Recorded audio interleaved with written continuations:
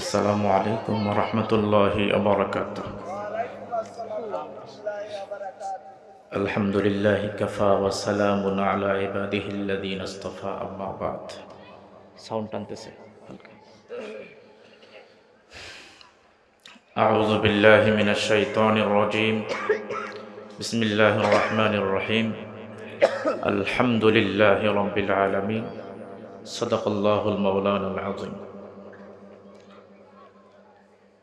আল্লাহ তাআলার দরবারে লাখ কোটি শুকরিয়া যে মহান আল্লাহ রব্বুল আলামিন আমাদেরকে আজকের এই জান্নাতের প্যান্ডেলের ভেতরে এসে বসার তৌফিক দান করেছেন। সেই মালিকের দরবারে প্রাণ খোলে একযোগে সমস্বরে জবান ছেড়ে দিয়ে শুকরিয়া আদায় করি, বলি আলহামদুলিল্লাহ। দরুদ ও সালাম বিশ্ব মানবতার মুক্তির দিশারি নবী কইলের শিরোমণি সরদারে কায়নাত খাতামুল আম্বিয়া, তেনার শানে সংক্ষিপ্ত দরুদ পড়ছি। সকলে বলি সাল্লাল্লাহু আলাইহি ওয়াসাল্লাম। খুতবার ধরন দেখেই বোঝা যাচ্ছে যে আমি খুব অল্প হায়াত নিয়ে স্টেজে আসছি। এরপরেই আপনারা যাদের জন্য অপেক্ষা করতেছেন তারা চলে আসবে, তাদের জবান থেকে আপনারা পবিত্র কোরআন ও হাদিস থেকে আলোচনা শুনবেন ইনশাআল্লাহ।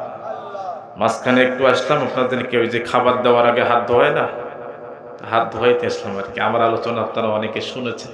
বরাবর আমি এই মাহফিলে আসি অনেক দিন থেকে, প্রতি বছর প্রায় আসা হয়। যাই হোক, মাহফিলের প্যান্ডেলের বাহিরে যারা আছেন তারা আইসেন না, চাটা খায় বাড়ি চলে যাও, বাহির রাত জায়গার দরকার নেই।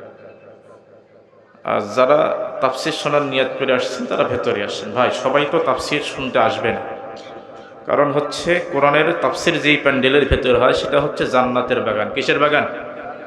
জোরে বলেন, কিসের বাগান? জান্নাতের বাগানের ভেতরে কি জাহান্নামী লোক ঢুকবে? আসতে পারবে? আল্লাহ যাদেরকে পছন্দ করে, ভালোবাসে, যাদেরকে আল্লাহ জান্নাত দিতে চায়, এই সমস্ত বান্দাদেরকে আল্লাহ জান্নাতের বাগানে যাওয়ার সুযোগ তাই। সেজন্য কি আরেকবার জোরে সোরে শুকরিয়া আদায় করা যাবে না ভাই? চিৎকার করে আরেকবার সেই মালিকের কাছে শুকরিয়া আদায় করি, বলি আলহামদুলিল্লাহ। আর যারা জাহান্নামী লোক, এরা হাজার চেষ্টা করো মাহফিলের প্যান্ডেলে আসতে পারবে না, রাত জাগবে ঠিক। ওই বাড়ি থেকে বের হয়েছে, মাহফিল যাই, দেখবেন ওই যে যখন বাড়ি থেকে বের হয়েছে তখনই তো শয়তানের মাথা গরম, যে আজকে এই হলো আমার দলের লোক আজকে দল পরিবর্তন করার জন্য বাই হয়েছে বাড়ি থেকে। বোঝেন নাই? দল পরিবর্তন বোঝে না, জান্নাতি দল আর জাহান্নামী দল। তো শয়তানের তো তখনই মাথা খারাপ যে আমার দলের লোক আজকে এই মাহফিল যায় জান্নাতির দলের নাম লেখাবার চায়। তো পাশে পাশে কিন্তু শয়তান আছে।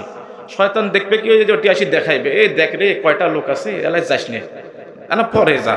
ওই যে টান দিয়ে নিয়ে যাবে, শেষ পর্যন্ত ঢোকার সুযোগ হবে। ঘুরবে ফিরবে, মাঝে মধ্যে এসে বুলকি মারি দেখবে, কিন্তু প্যান্ডেলে ঢুকতে পারবে। কারণ ওটা কার দলের লোক? শয়তানের দল। ওই তো জান্নাতি দল পরিবর্তন করতে দিবে না। আর দুই একটা ওই এ ও বোঝেন তো, এদিকেও আছে ওদিকেও আছে, দুই একটা ঢুকি পরে হঠাৎ করে ভুলে।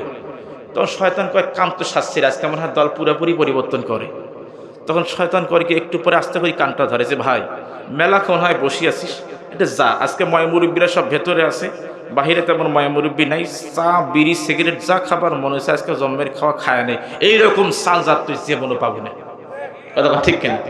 ওই যে কানটা ধরে তুলে নিয়ে যাবে মাহফিলের আখিরি মোনাজাত পর্যন্ত, ওই কিন্তু আর প্যান্ডেলে আসতে পারবে। এ পর্যন্ত কি বুঝলেন? আমরা যারা আসতে পারছি, মোটামুটি ঢুকতে পারছি, আল্লাহ আমাদেরকে ভালোবাসে, পছন্দ করে বিধায় আসতে, তাছাড়া সম্ভব হয়তো না। প্রিয় ভাইরা, আমি আপনাদের সামনে সময় যেহেতু কম, ওই যে ধানের পাকা ধান যখন আউলি যায়, আউলা ধানের বাউলা ফ্যাস কিন্তু গোছ হবে না, সময় যেহেতু অল্প, তো আউলা ভাউলা দুই একটা ফ্যাস দিয়ে যায়। কি কর আছেন তো সবাই? লিল্লাহে তাকবীর। প্রিয় ভাইরা, আমি আপনাদের সামনে খুবই পরিচিত সূরাতুল ফাতিহা 1 নম্বর আয়াত তেলাওয়াত করছি। আয়াত পর্যন্ত হয়তো বা যেতে পারবো না, তবে সূরাতুল ফাতিহার ভূমিকা সামান্য একটু আলোচনা করবো ইনশাআল্লাহ। প্রিয় ভাইরা, সূরাতুল ফাতিহা, এই সূরার ভেতরে মোট আয়াত আছে 60টি। কয়টি? এই সূরার ভেতরে মোট শব্দ আছে 29টি এবং অক্ষর আছে 139টি। চিৎকার মেরে বলেন সুবহানাল্লাহ। কোন সূরা বা আয়াতের আলোচনা করতে গেলে সেই সূরা বা আয়াত নাজিল হইল কোন সময়, কোন প্রেক্ষাপটে, এই আলোচনা করাটা ওয়াজিব। আজকে কিন্তু ওয়াজ বহু হয়, ওই শ্রোতা ওয়াজ শোনে, সকালবেলা কয় কে রে কি ওয়াজ শুনলি, কয় ফাটাফাটি ওয়াজ, কি কি শুনলি, কিচ্ছু কইতে পারে না, আছে না নাই? তো আমার ওয়াজ শুনলে 10 মিনিট আলোচনা করলেও অন্তত একটা কথা শিখে যেতে হবে, কি বলেন? শিখবেন তো ইনশাআল্লাহ? প্রিয় ভাইয়েরা, ওই ফাটাফাটি ওয়াজ শোনার দরকার নেই, সামান্য একটু শিখে যাওয়ার চেষ্টা করবো ইনশাআল্লাহ।